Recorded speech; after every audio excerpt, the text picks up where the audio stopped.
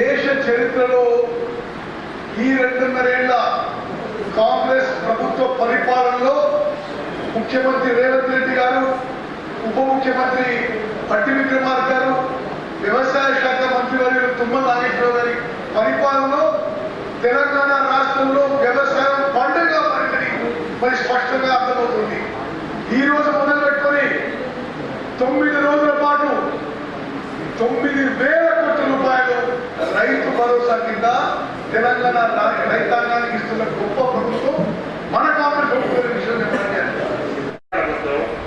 రేవంత్ రెడ్డి గారి ఆధ్వర్యంలో ఏర్పడినటువంటి తెలంగాణ ప్రభుత్వం భారతదేశంలో చిన్న రాష్ట్రం, కొత్త రాష్ట్రం. ఆ కొత్త రాష్ట్రాన్ని కష్టాలు పాలు చేసి విధ్వంసం సృష్టించి ఆర్థిక వ్యవస్థను చిన్నాభిన్నం చేసి అందరి జీవితాన్ని, అందరి వ్యవస్థల్ని నాశనం చేసినటువంటి సందర్భంలో రేవంత్ రెడ్డి గారి ఆధ్వర్యంలో రాహుల్ గాంధీ గారి, సోనియా గాంధీ గారి ఆశీస్సులతో రైతు సంక్షేమమే ప్రజా ప్రభుత్వపు ధ్యాస. విత్తనాన్ని నాటే రైతుల హృదయాల విశ్వాసాన్ని నాటే సంకల్పం. Farmer is never a former. పొలం మారొచ్చు, పంట మారొచ్చు, కాలం మారొచ్చు, కానీ రైతు పాత్ర ఎప్పుడూ పరమ పవిత్రం. మనిషికి అన్నం పెట్టే రైతులకు నమస్కరిస్తూ ప్రజా పాలనా ప్రభుత్వం అందిస్తున్న రైతు భరోసా.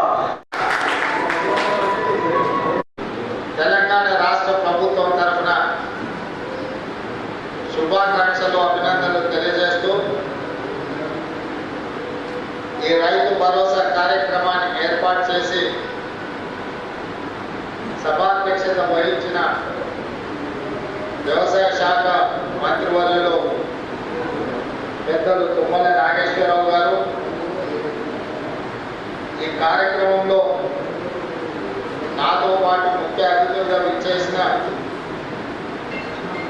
సోదరులకు మనస్ఫూర్తిగా అభినందనలు, కృతజ్ఞతలు తెలియజేస్తున్నాను. రైతు సోదరులారా, ఈనాడు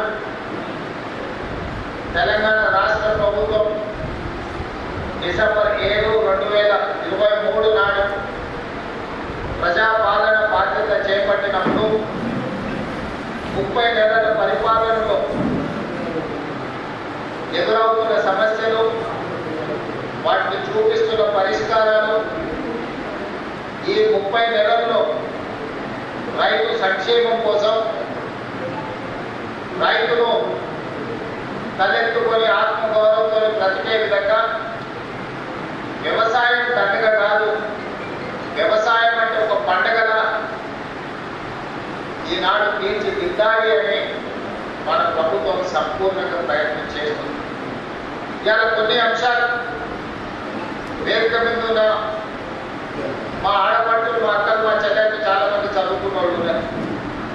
మా యువ మిత్రులు ఒకప్పుడు పచ్చగట్టుకొని వ్యవసాయం చేసే కాడి నుంచి పాయింట్ షర్ట్ వేసుకొని వ్యవసాయం దాటి ఈరోజు సూట్ వేసుకున్న సోదరులు కూడా వ్యవసాయ పనుల్లో నిమగ్నమవుతున్న సందర్భంలో కొన్ని అంశాలను మీ ముందు ప్రస్తావించాలని ఈరోజు నేను భావిస్తున్నాను.